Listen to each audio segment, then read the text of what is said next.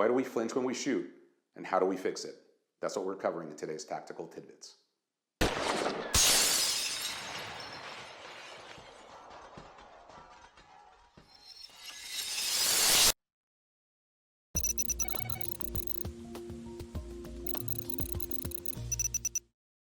Hey guys, Herman from Alpha One here. I want to talk about the dreaded flinch, the anticipatory flinch when we're shooting, especially pistols.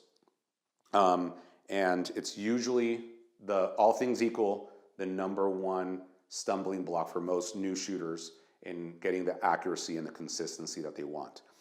It's very understandable because this is basically an unconscious response for someone that is very apprehensive, that has a lot of tension and anxiety about shooting because it's something that's completely new to them. And this came up, it comes up with me a ton in classes, private sessions, group classes, all that kind of stuff. It's something that we have to do with a lot, but just recently in a private session with a private client who's starting from scratch, has never shot before. This was only his second class. He was making very good progress, learning really quickly. He's just a very good student. He is very coordinated. He was just progressing really, really fast, getting really tight groups, really good body awareness. So his weapon handling, his draw, like everything was really, really good and just getting better and better. And the only thing that we were still seeing is just shooting significantly low. So even though he was getting really good groups, really tight groups, just consistently low, again, everything else looked great. And so I didn't want to bring up the whole issue about the flinch yet, because he was just making progress and everything else, until I wanted to isolate that and have that be its last thing.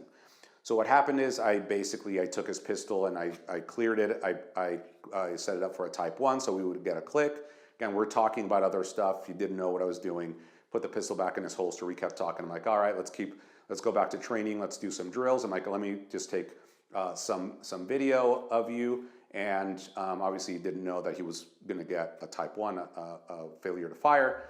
I started rolling in slow motion and, beep goes off, and then he tries to break that first shot and mash, right? Exactly what you would expect. And so it's important and if it's something that you want to do for yourself, or if you're teaching other people, now that we have these tools, like we have these amazing cameras on our phones, this is a very good tool to use to make that that deficiency come alive and show people just how much input they're putting into the pistol right before they break that shot. It's a million times better than what we used to do back in the day with a cleared pistol, and we'd put an empty case on the top of that front sight post, and we'd have them try to break that shot without it falling off, without putting any motion into the pistol. And again, sometimes it would fall off. Even if they have shaky hands, that would be enough for it to fall. Maybe you have a very small front sight post and you'd be there and it kept falling.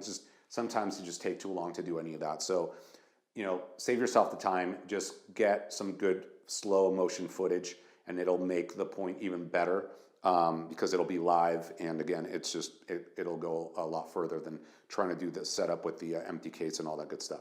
So once you realize, yes, I know what I'm doing. I know now that I am anticipating, that I am flinching. It's not the pistol. It's not the sights, all that good stuff.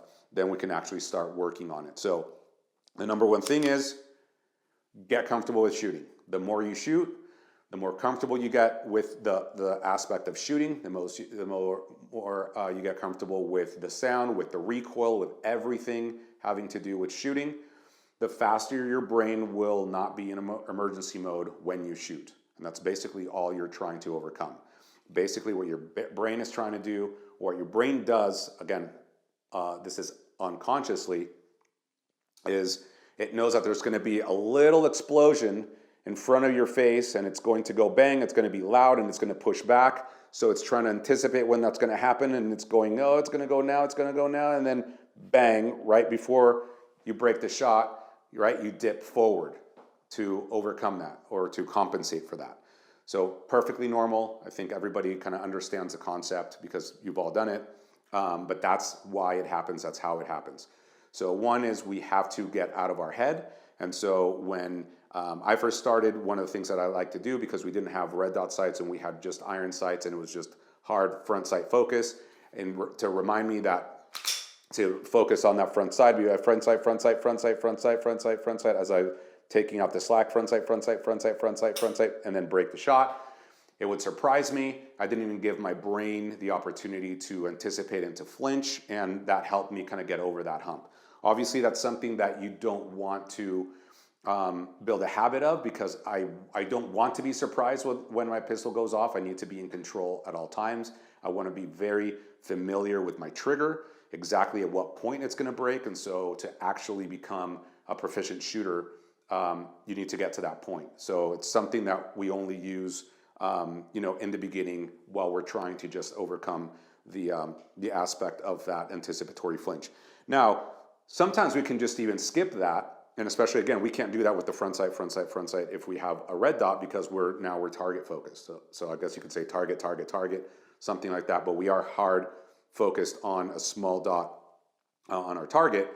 And so what I like to do instead is just make sure that I do, or I have my clients do a lot of dry practice. Just a great opportunity to keep doing your draws, really good solid draws, full extension, acquire your sights, acquire sight alignment, sight picture, and just take out the slack, and just get them used to doing this, taking out the slack, getting to the wall, even pressure straight to the rear, breaking the shot, cycling the slide, resetting the trigger at the wall. Don't go any further than that, and then go again, even pressure, break the shot. Again, I can do this as often as I need to build that muscle memory, okay? Then now my brain can see what good looks like and feel what good feels like.